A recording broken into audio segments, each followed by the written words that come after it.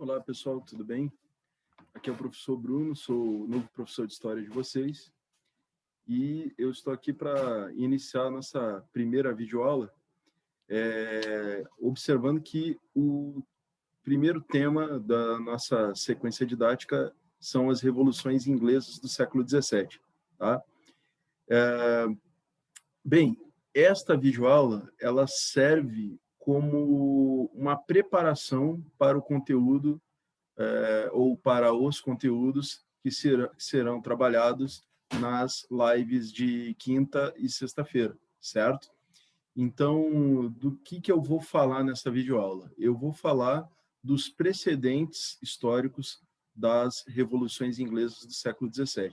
Então, a gente vai fazer uma retomada, né, lá para o final da Idade Média, né, nós vamos acompanhar a caminhada, né, a trajetória histórica da Inglaterra do final da Idade Média até o século XVII, e eu vou apresentar para vocês alguns dados, algumas informações e algumas reflexões sobre a trajetória da Inglaterra nesse contexto, ok?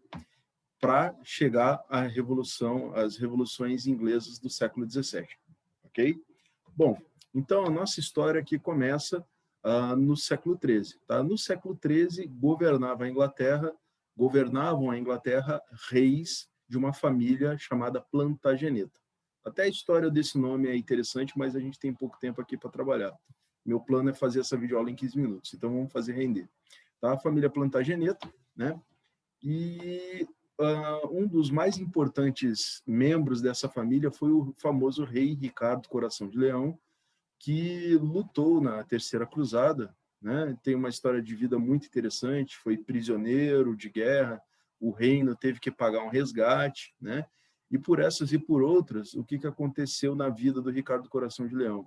Ele, mesmo tendo sido rei da Inglaterra durante 10 anos, ele passou a maior parte desse reinado longe da Inglaterra, ou lutando nas cruzadas, né? Ou ficando preso, ou mesmo lutando em guerras no norte da França, já que essa família tinha feudos na França, né?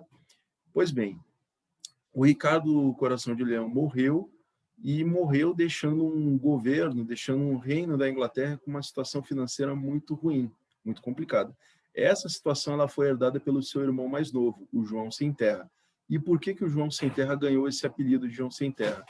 Porque aqueles feudos que a família Plantageneta tinha no norte da França foram perdidos pelo rei João Sem Terra. Então ele se tornou um senhor, um rei senhor feudal na França, só que sem terras. E naquela época, sem terra significava sem recursos, certo? Então, diante dessa circunstância, o João Sem Terra vai começar a querer pressionar a sociedade inglesa a lhe pagar impostos para ele arcar com os custos do governo do Estado, certo? E a situação chegou numa tensão tão grande que simplesmente aquelas pessoas que deveriam pagar impostos, que seriam pessoas da nobreza, do clero e também pessoas da burguesia, se rebelaram contra o rei, certo? E impuseram ao rei que ele assinasse um documento que ficou conhecido como Magna Carta, que era um documento que o rei teve que assumir vários compromissos. Por exemplo, não prender arbitrariamente as pessoas. Se fosse prender, tinha que acusar, julgar e condenar antes de prender, certo? Uma série de direitos, né? Mas, assim, o fundamental de tudo foi o compromisso que o João Sem Terra assumiu de não lançar impostos sem a aprovação do Grande Conselho, tá? E o que era o Grande Conselho? O Grande Conselho era um órgão composto por representantes do alto clero e da alta nobreza da Inglaterra, ok? E foi isso, né? O reinado do João Sem Terra foi um verdadeiro fracasso. E ele foi sucedido pelo filho, o Henrique III.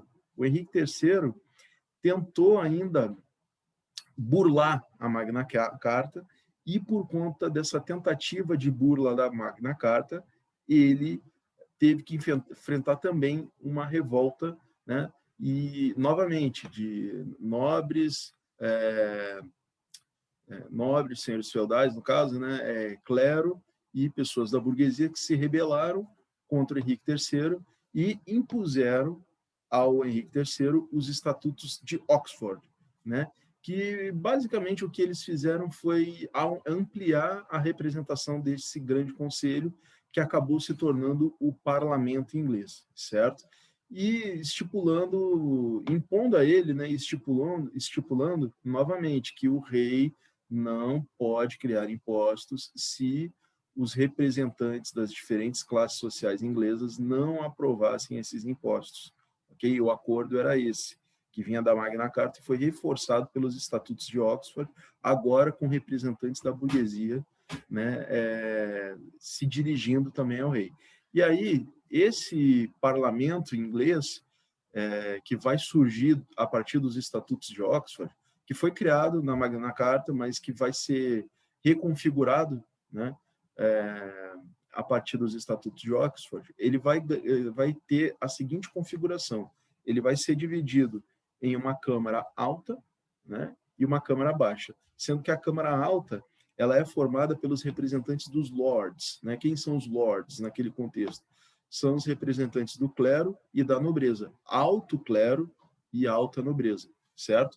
E a Câmara Baixa, ela é a chamada Câmara dos Comuns, tá? E ela representava, naquele contexto, basicamente, os interesses da burguesia, ok? Então, isso aconteceu no século XIII, tá? Na época da dinastia Plantageneta, ok?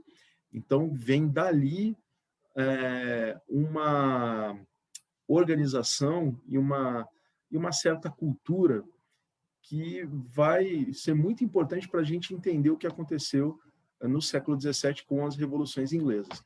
Então, um outro aspecto importante de ser observado em relação à cultura jurídica, né, em relação à questão das leis na Inglaterra, diz respeito a um negócio chamado common law, né? Se escreve comum e law, né, de lei em inglês, né? O que é essa common law? É a ideia, né, de que as leis lá elas são baseadas nos costumes, ou como se diz, o chamado direito consuetudinário, ou seja, aquele direito baseado nos costumes. Então foi uma coisa também muito forte na cultura inglesa, né? O que acabava impedindo que um rei conseguisse impor a toda a população a sua vontade, assim, de maneira inquestionada. Isso acontecia, o do rei mandar matar, mandar prender, mandar isso, acontecia, sim, mas havia uma resistência maior na Inglaterra do que em outras regiões da Europa, como, por exemplo, França, Portugal e Espanha. Na Inglaterra, o povo tinha uma sensibilidade maior em relação à interferência do rei na vida normal delas, sobretudo essa questão de criação de impostos, né? E dentro dessa ideia, né? Se o rei me tributa, eu tenho o direito de ter um representante que fale por mim junto a ele, né? Que dê conselho, né? Que chame atenção, ok? Então vai se construir essa cultura jurídica e cultura política entre os ingleses, e esses dois eventos, o da Magna Carta dos Estatutos de Oxford, eles foram muito importantes. As datas: Magna Carta 1215, tá? Estatutos de Oxford, eu tenho que olhar aqui, 1258, ok? Bom, e aí o tempo foi caminhando, né? O final da Idade Média foi chegando, e, né, século XIV é conhecido pela crise do século XIV, a Grande Fome, Peste Negra, a Guerra dos 100 Anos, que envolveu diretamente a Inglaterra numa luta contra a França, revoltas camponesas, né, um período de crise, de decadência, de declínio do feudalismo e, consequentemente, dos senhores feudais e até mesmo do poder da Igreja Católica, certo? E na Inglaterra, a Inglaterra foi derrotada na Guerra dos 100 Anos, e isso significou que os reis ingleses que tinham interesses ali na França, né, no território francês, eles acabaram perdendo essa influência que eles tinham sobre o território francês, porque a França resultou unificada da Guerra dos 100 Anos, porque a França venceu e a Inglaterra foi derrotada. E 2 anos depois do fim da Guerra dos 100 Anos, que durou 116 anos, na realidade, ainda explodiu uma guerra civil na Inglaterra, né? Por quê? Porque a dinastia Plantageneta acabou, né? O último rei lá, que não interessa quem foi, morreu sem deixar herdeiros. Apareceram duas famílias se candidatando a ocupar o trono da Inglaterra, e como essas duas famílias não se entenderam, elas brigaram, elas lutaram, certo? Então, uma foi a família York e outra a família Lancaster. Como cada uma tinha como símbolo uma rosa branca, outra uma rosa vermelha, acabou ficando conhecido como Guerra das Duas Rosas, que foi uma guerra civil que durou 30 anos. Ao final desses 30 anos, um ramo colateral da família Lancaster acabou assumindo o trono com o apoio da família York. Ou seja, depois de 30 anos, as famílias se entenderam e se uniram para apoiar um monarca, né? Que ficou sendo o Henrique VII, que deu origem à dinastia Tudor, né? A família Tudor no comando da Inglaterra. E aí vem uma sequência de reis dessa dinastia, né? Eu só vou mencionar aqui, fora alguns casos aqui, eu não vou entrar em grandes detalhes, né? Teve o Henrique VII, né, o iniciador, o filho dele, o Henrique VIII, que foi aquele rei que casou com 7 mulheres, né? E que fez o ato de supremacia na Inglaterra, em que ele acabou criando a Igreja Anglicana, que é a Igreja Nacional Inglesa, que, inclusive, aí é preciso me prolongar, é importante entender porque um dos motivos, fora a questão dos casamentos, do objetivo,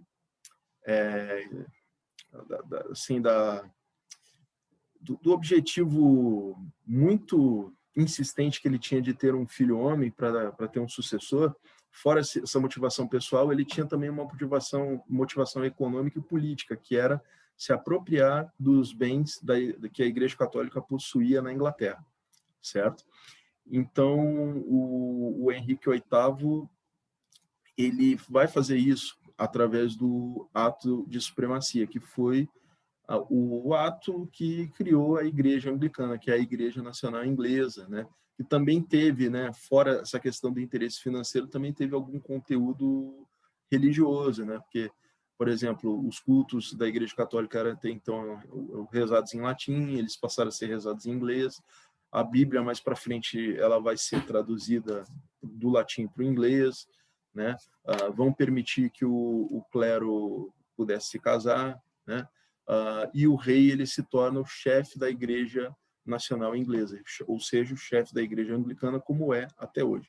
Então, foi um rei importante na consolidação do absolutismo, né? E aí ele vai ter como sucessor o seu filho, ele conseguiu ter um filho homem que, no entanto, viveu apenas até os 15 anos, por isso ele governou a Inglaterra por apenas 5 anos, o Eduardo VI. Depois do Eduardo VI ainda veio a Maria I, que era filha da primeira esposa do Henrique VIII e uma mulher católica, e ela, Maria, uma mulher católica também, ela tentou recatolicizar a Inglaterra, tentou reverter a reforma protestante na Inglaterra.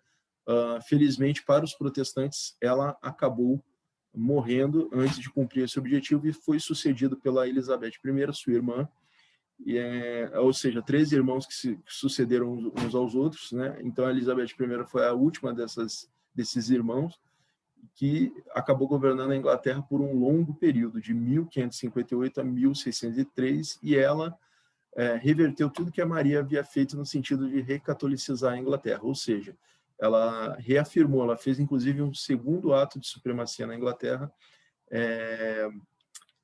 reforçando a reforma anglicana feita pelo seu pai alguns anos antes, ok? Então,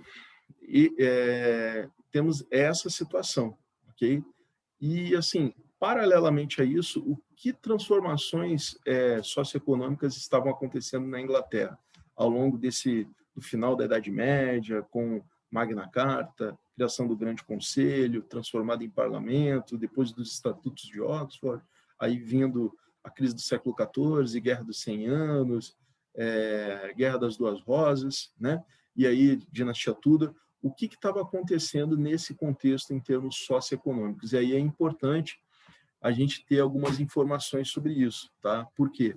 Porque enquanto esses fenômenos políticos estavam acontecendo, a sociedade inglesa ela estava se modificando. De que maneira?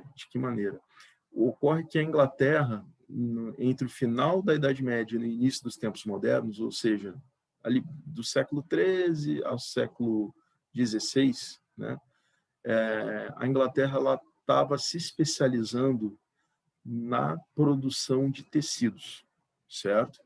E um episódio que acabou sendo fundamental para a Inglaterra, inclusive, foi a derrota na Guerra dos 100 Anos. Por quê? Porque a Inglaterra ela fornecia lã para a região da Flandres, e a região da Flandres transformava a lã em tecidos e roupas, e revendia esses tecidos e roupas para toda a Europa. Para quem não lembra, né, o que é a Flandres medieval? A Flandres medieval é o que atualmente são os países Bélgica, Holanda e Luxemburgo, aquela região ali, né? Enfim, então a Inglaterra tinha um vínculo muito grande com aquela região como, né, compradora da sua lã. O que acontece? Quando a Inglaterra perdeu a Guerra dos 100 Anos, ela também perdeu um pouco do seu acesso àquele mercado. Aquele mercado se fechou para a Inglaterra. E aí qual foi a solução na Inglaterra? A Inglaterra começou a ser uma concorrente da Holanda, ou melhor dizendo, da Flandres, nessa questão de produção de tecidos e roupas, certo? Então aconteceu essa transformação. E aí é que começou a haver uma transformação socioeconômica importante na Inglaterra. Por quê? Porque na medida em que eles começaram a confeccionar tecidos e roupas, começou a haver uma crescente demanda por cada vez mais lã, certo? E aí isso vai implicar uma transformação no campo na Inglaterra. Por quê? Porque para produzir mais lã, eles precisavam criar mais ovelhas. Para criar mais ovelhas, eles precisavam de mais espaço. E para usar mais espaço, eles precisavam ocupar terras que eram até então usadas para agricultura.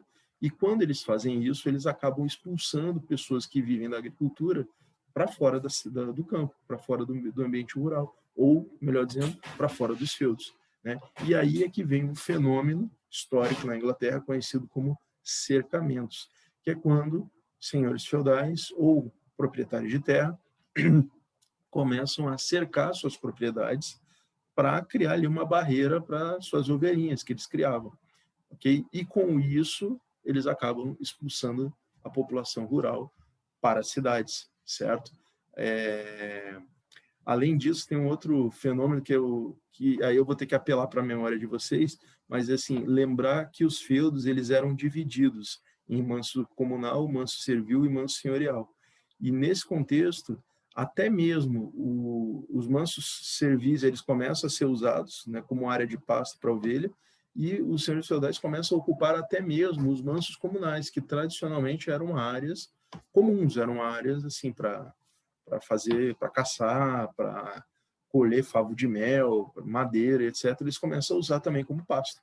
Então houve uma expansão muito grande das áreas de pasto na Inglaterra em função da demanda da produção inicialmente artesanal e depois manufatureira de tecidos e roupas feitos de lã.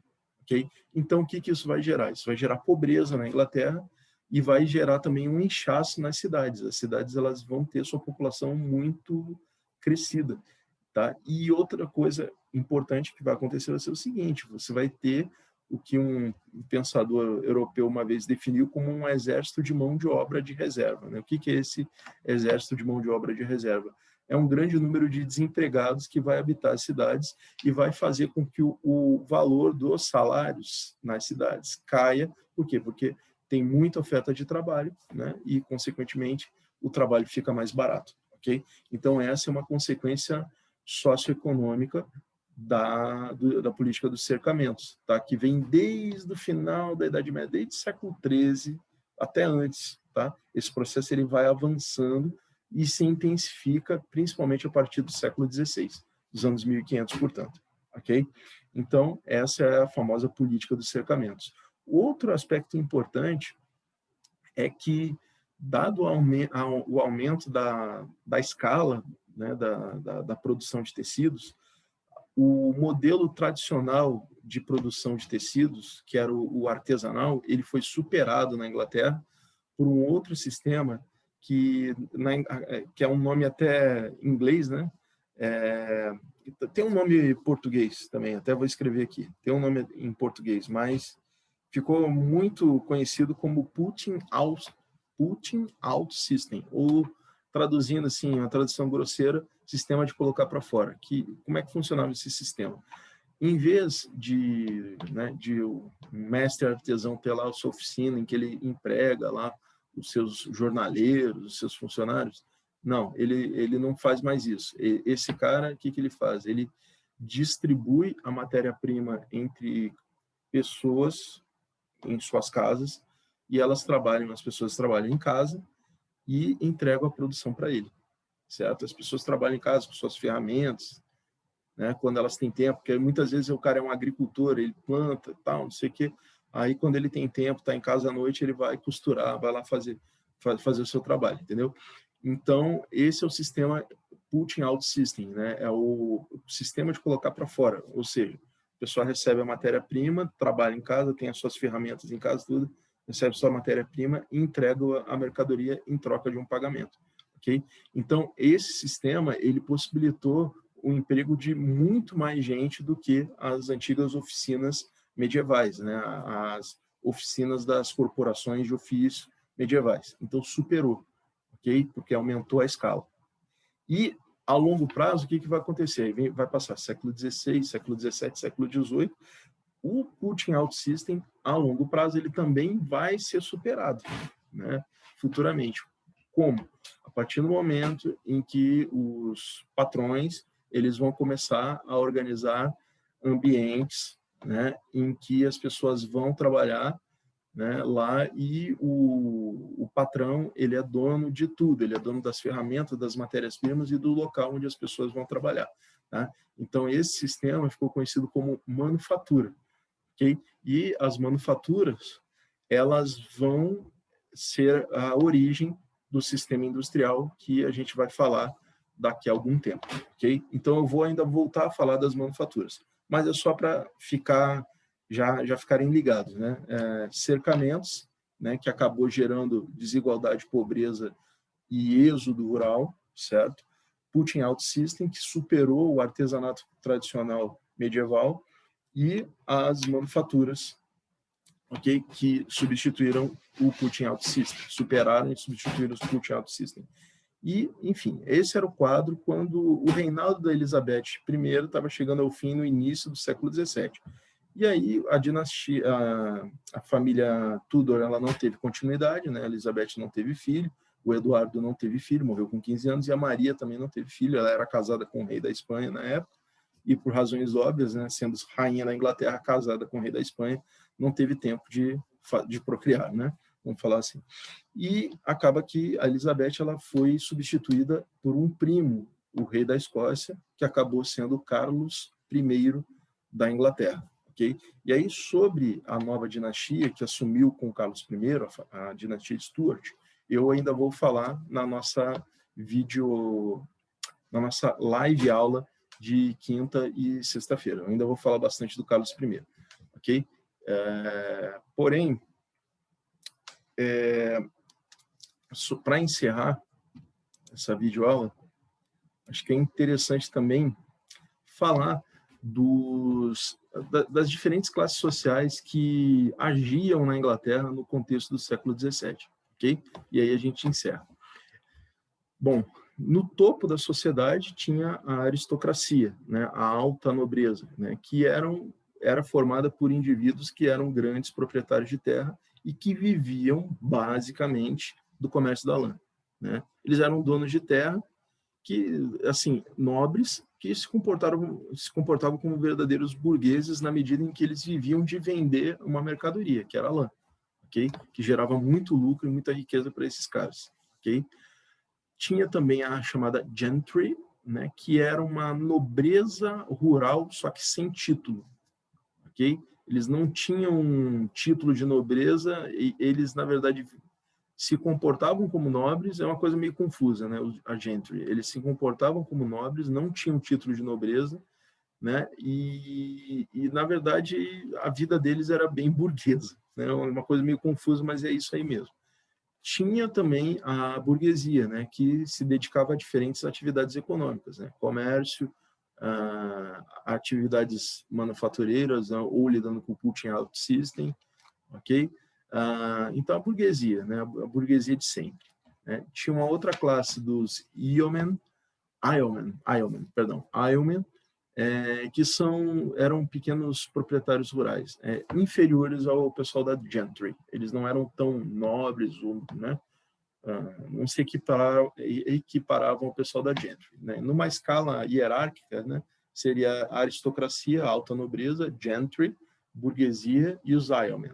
Okay? Abaixo dos yeomen, os camponeses, que geralmente eram empregados rurais, ou seja, eles recebiam algum tipo de pagamento, algum tipo de recompensa pelos trabalhos rurais nas propriedades, geralmente da gentry ou da aristocracia, né? Porque os yeomen muito dificilmente tinham algum empregado para trabalhar para eles, né?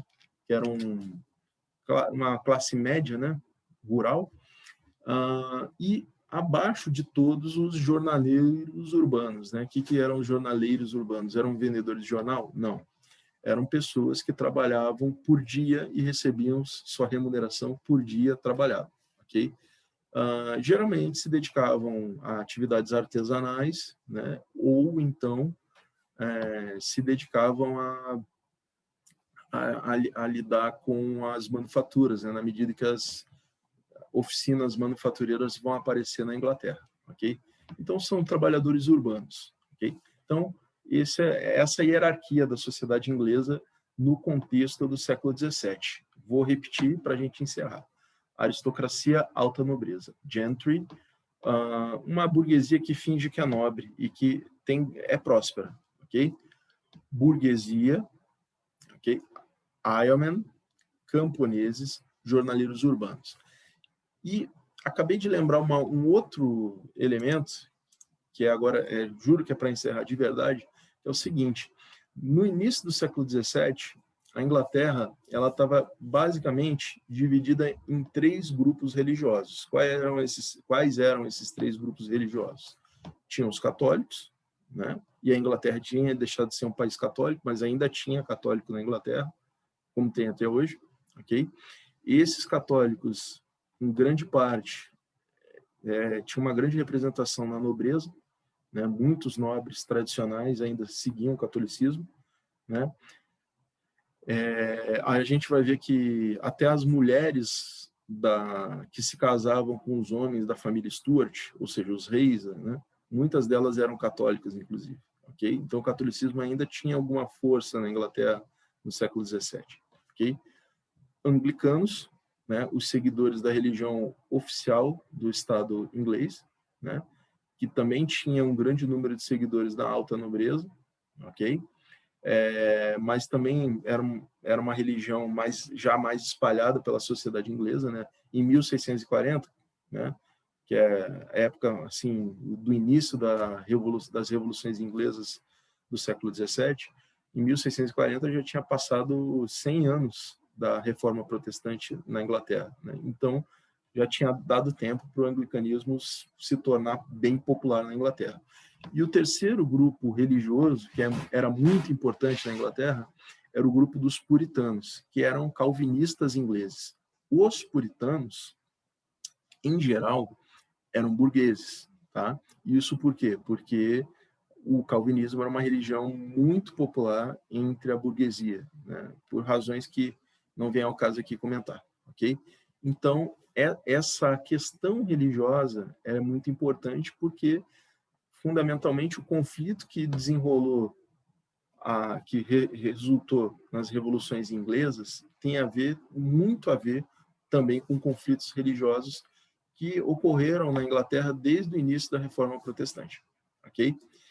E eu acho que, tendo dito isso, acho que eu falei demais, ficou uma aula longa, eu pretendia que não fosse tão longa assim, ficou quase meia hora, mas, enfim, eu acho que eu falei da maior parte dos componentes desses precedentes históricos das revoluções inglesas do século XVII, ok? Então, eu vou encerrando esta videoaula por aqui, ok? Aguardo vocês na quinta e na sexta-feira para o nosso contato através da live, ok? Muito obrigado para quem permaneceu até agora, um forte abraço e até o nosso próximo encontro.